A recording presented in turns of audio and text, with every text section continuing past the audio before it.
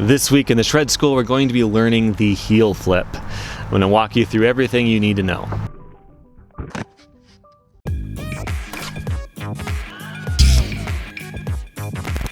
Welcome back to the Shred School, a course where I'm teaching you 12 tricks that I think you should learn on your skateboard.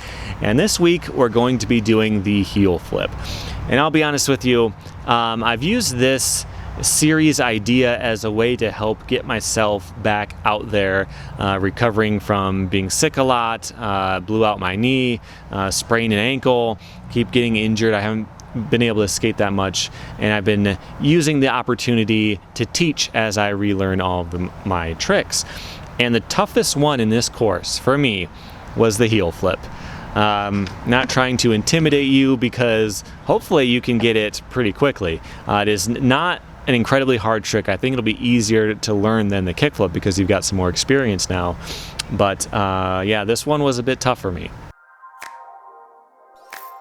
You really need to have a strong ollie before you get into this trick.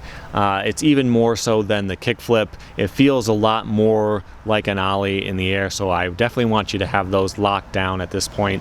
Having kickflips is helpful, but one would help the other. You don't necessarily need to learn this one after kickflips, although I do think you should. I think the kickflip is a bit more of a natural thing to learn, but you can do this with just a good ollie. So what's the ideal foot position for a heel flip? It depends. This one, more than any other trick, is going to depend on what works for you, what's the most comfortable, what reacts the best to your instincts. For me, I have my foot about right here, a little bit before the bolts, toe hanging off a little. Not too much, but a little bit. Back foot on the tail, slightly move toward the heel side to balance out the fact that my toes are hanging off. That helps you keep, straight as you roll. If you have all of your weight on the toe side, you'll turn. So something like this. A bit of difference is if I hang off my toe more, the board will flip behind me. If I hang it off less, it'll catch my foot and fly out ahead. So I had to find the right spot that works for me. You might find something slightly different, but I will explain all that stuff as we get into the troubleshooting. But let's just figure out how the trick works. In theory, it's very simple. I don't necessarily mean easy, but I do mean it's very simple. This trick was very easy to learn as far as technique because there isn't much.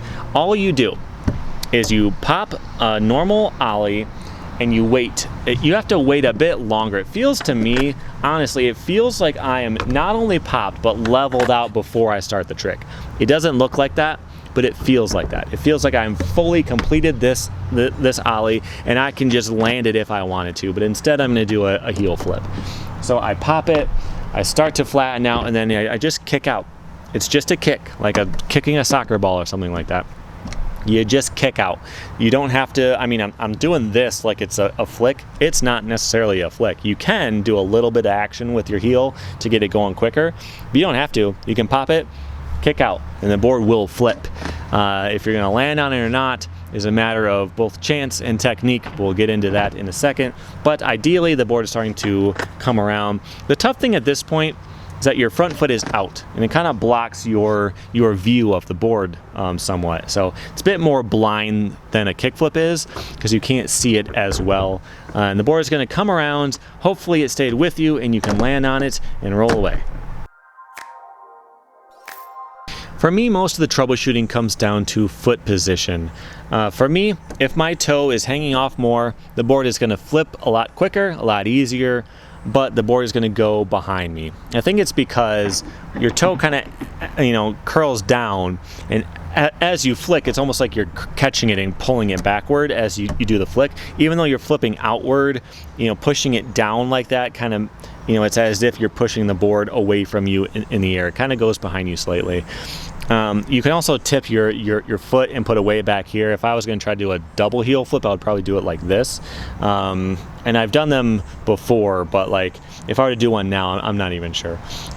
So yeah, you can get an easier flip the more your toe is hanging off and the more back on the board that your foot is, but it's going to be more likely to fly behind you. If you hang your toe off less, and have it more up here, you know, just a little bit more, the board is going to grab your foot and you're going to throw it out ahead somewhat. And this is the easiest way because you pop up the board, you flip it out ahead, you can still see it, you can watch it, and you can land on it. Throwing it really far out ahead is a bit tough. It's not very likely to happen, so I wouldn't worry about that one too much. So I typically have my foot about right here. I'm going to give you another option though.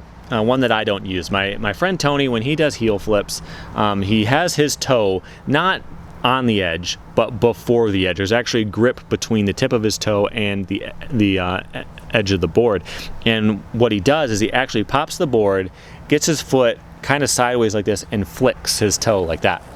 He's very good at them. Just normal, switch, nollie, doubles, inward, varial, big spin, anything, any kind of heel flip, and he does them with his toe inside the grip tape. So it's something that's also worth trying if you're having some trouble. Doesn't work for me.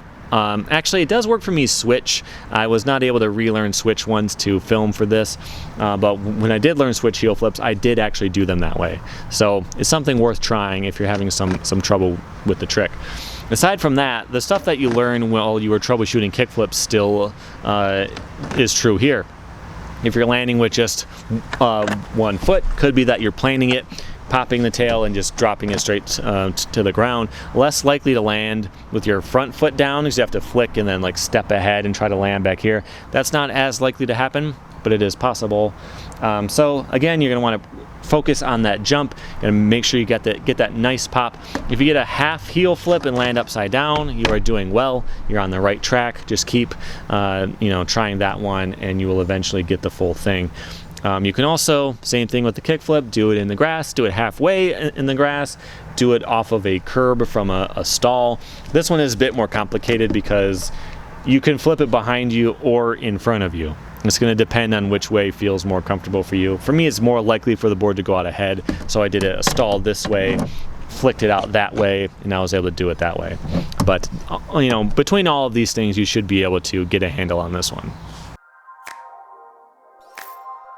To get a little bit better at this trick, just try to take it up to the next level. If you learned it stationary, I didn't tell you which one to do. I wanted to leave it to your comfort at this point.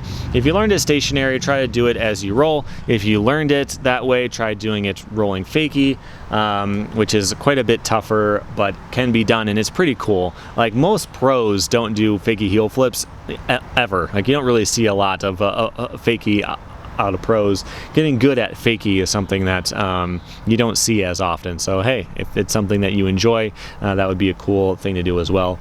Aside from that, getting more height is always a possibility. And the thing that makes that pretty nice with this trick is because the first part is just an ollie. Feels just like a normal ollie. Even your foot position is very similar to an ollie.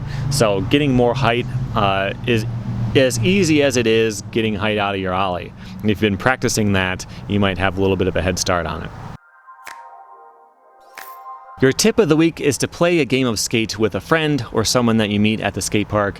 A game of skate is like playing horse with a basketball, where someone will set a trick. When they land it, the other person has to do the same trick. If not, they get an S or a K. They spell out the whole word, they're out.